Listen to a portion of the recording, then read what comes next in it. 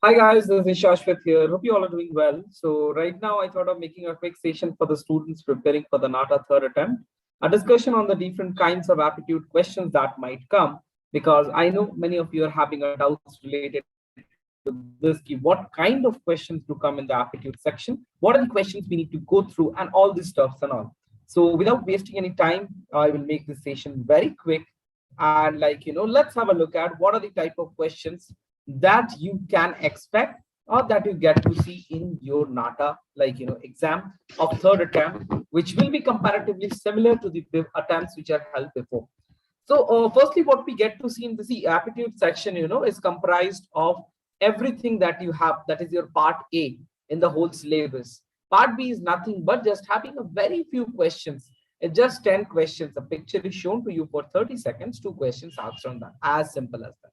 Now, after this, what do you have in part A? A quick discussion, a brief discussion for students who are writing third attempt as their first one. If you are having a doubt, I guess this session will help you a lot. So the kind of questions that we have, bringing it down in short to all the types and all, I will just tell them. Firstly, you have your basic mathematics and physics questions. Now for this, what all do you need to study? What are the mathematics questions or what are those physics questions that are required for you to study?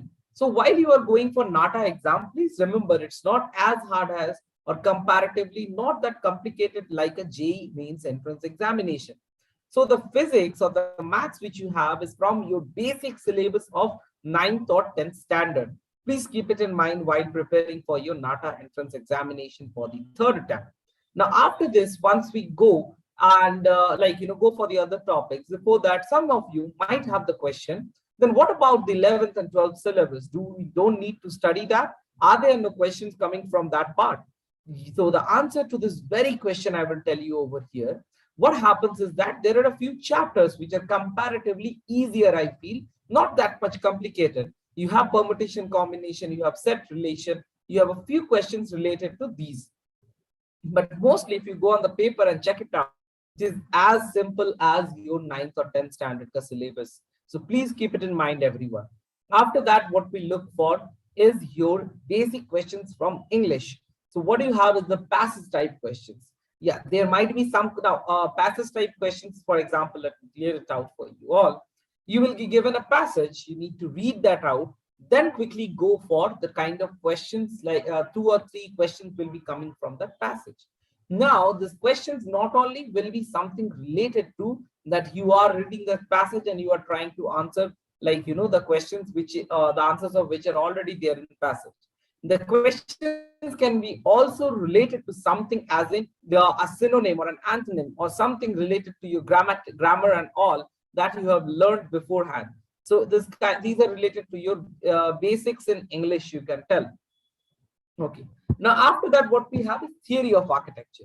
Might be sound it will sound to you as a very complicated topic. What is it all about? Theory of architecture. What we all do we need to study and all? But believe me, it's as simple as that. Nothing is there. You need to know few terminologies, few terms, ideologies of different architects and all these things. These terms and terminologies which I am talking about, they are all cumulatively we have already taught to our students. So these are, for example, the different kinds of windows available, the different constituents of an ancient historical building that you might have seen. So all these kind of things might come up in your theory of architecture, including different kinds of roofs. When which place what kind of roof is used. Just you need to know, because at the end of the day, it is not a descriptive paper. It is an MCQ paper. Okay. Now, after this, what are other type of questions that you have will be related to the construction, the materials that are used in a building. These things you need to know slightly a bit. The different kinds of glass available in market, the different kinds of material used in a building and all this stuff. Okay. After that comes your history of architecture, one of the most important parts which you should know about. What is related, what is this history of architecture? So there has been civilizations which has been coming, and though there was nothing, something relatively in written format known as architecture, and at that point of time, no one studied 5 years for architecture, and then got into construction, but still these kind of evolutions of different kinds of structures and all are a part of architectural history. You need to know that as well, starting from the Stonehenge, followed by your Sumerian civilization, then your different kinds of civilizations which are coming up, they're growing, they're having their own kind of system, town planning and all, slightly on this to get a proper idea about what and how it works. Then whatever I taught to my students, one of the questions which came in the first attempt of examination was, which is the ancient interior design in India, the oldest interior design, where is it seen in India? This is the thing that I discussed with my students, and that is the Vimbedkar rock cave shelters. It is located somewhere in Madhya Pradesh, and this is also a UNESCO World Heritage Site. Almost 10,000 years back it is dated as. Okay, now the question didn't come related to where is how much date, at what point of time it was built, or what is it? Is it an ancient first interior design or something like that? They asked related to this Vimbedkar rock cave shelter is located in which place. So you see, you can get some similar questions related to these things. You need to go through these things in very short. There will be some sort of riddles that are quite important. Okay, make sure you go through these things. Riddles though in first and second attempt not much are there, but I believe third attempt might be one single question or something related to that might come. So please have a quick look at, so that you are able to analyze, assume the answer which you are supposed to answer. That's all I must say. Logical analytical reasoning, your mirror images, water images, cube and dice questions, I guess most of you have solved. This is all what you need. It includes that most important question which will come in your JE as well from this part is the visualization of your structures from top. So you are given a plan of a structure and you are required to identify the elevation. You're given an arrow like this.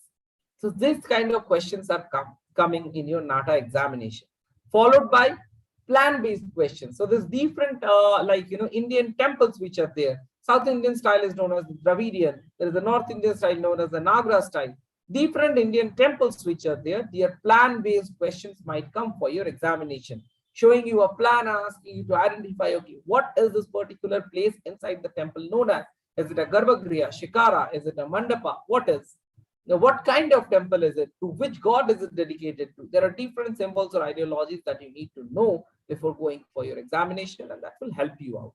Other than that, what we have, the most important parts I will now come. Yeah, before that, one more thing, knowing different kind of brand logos is also important. The similar kind of questions came for your NATA first and second attempt of examination based on brand logo.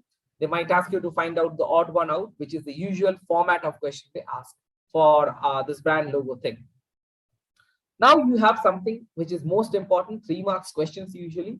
Design principle, elements of design, color psychology, color theory, and all these things you need to know. What are these? So when you see a composition, a structure, a building, or anything like that, or any might be a painting as well, you see normal person do not understand the different kinds of stuff used inside it. But as an architect or as a designer, we have different sets of rules or guidelines to go through, which determines or classifies that particular style of design or so. These are coming under your design principles. There are also something known as visual principles. So design principle is a very collective set of phrases which determines or defines certain designs.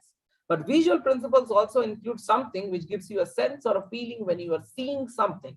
Please try to understand the difference between these two.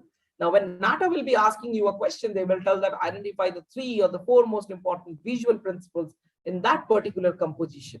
Now, what you need to do over here is that you need to consider in mind that when they're talking about the design visual principles in your NATA exam paper, which is written on your computer, you need to know this or understand this. They're talking about design and visual both.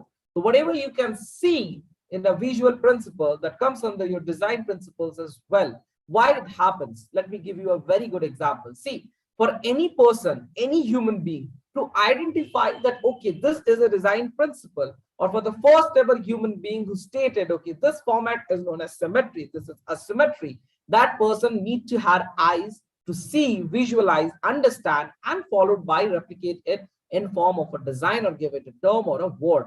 So before you determine something, you obviously need to see that the visual effect is coming and impacting at that point or that place. You need to understand this very thing in simple words. So whatever is a design principle is also a visual principle.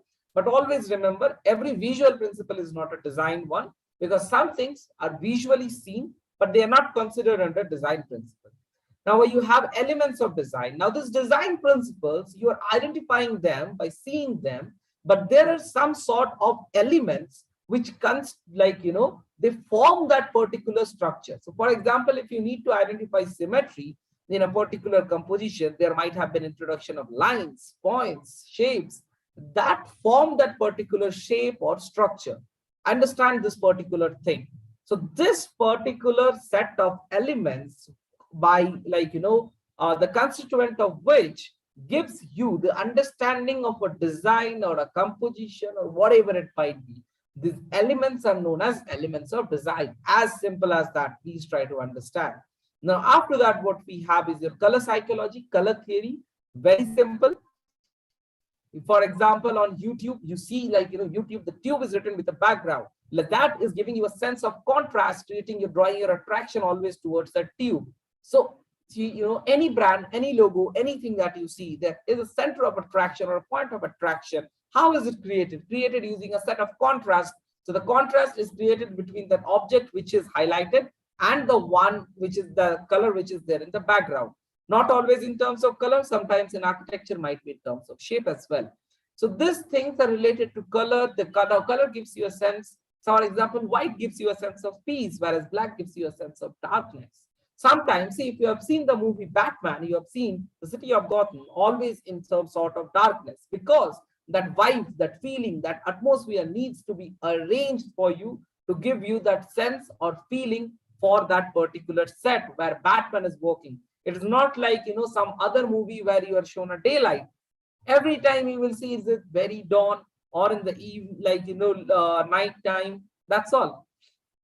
And other than that, the very last thing, find difference between two compositions. Two compositions that are given, two images, needed to identify the differences. These all are the kind of questions, students, for your NATA examination. Very simply, I have sorted down in a very simple small video. If you have liked it, stay connected with me. Make sure you prepare well for your upcoming NATA attempt and score your best. Okay, that's all for the day. Thanks a lot. See you all in the upcoming session, and hope you guys understood or got a good idea about what all pointers you need to go through, what are all the exact topics you need to study to prepare well for your third attempt. And that's all about your NATA examination. Nothing else, nothing more. You can prepare with these things and score the best in the NATA entrance examination. Thanks a lot. See you all in the next video. Bye.